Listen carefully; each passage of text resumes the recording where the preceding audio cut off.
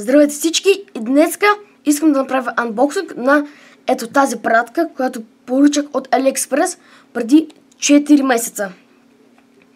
Този път AliExpress хич не се оказа експрес. Но както и да е, да продължаваме. Доколкото помня, аз поръчах футболна зелена топка 5 размер. Но това не ми се струва да е 5 размер, но както и да е, сега да погледам самата етикетка. Тук можем да видим, че струва почти $4.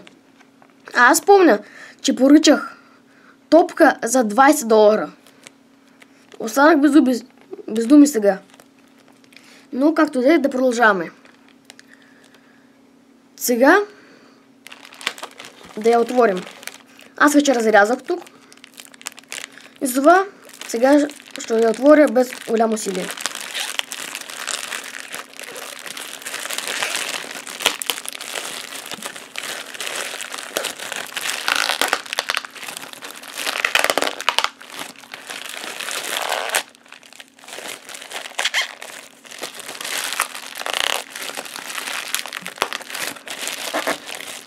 От тук вече виждаме, че топката не е този цвят, който исках.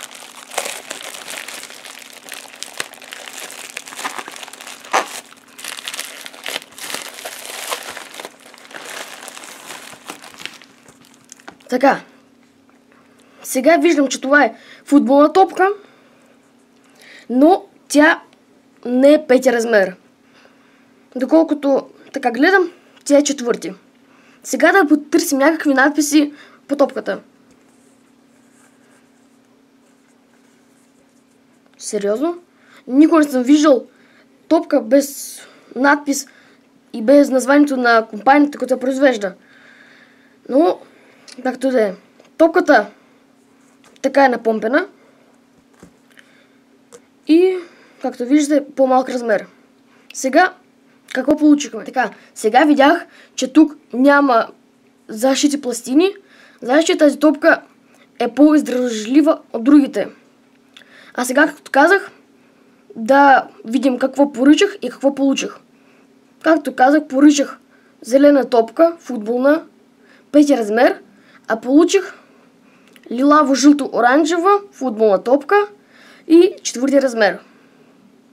Както и да е, все пак топката си е хубава и така цяло пратката ми хареса.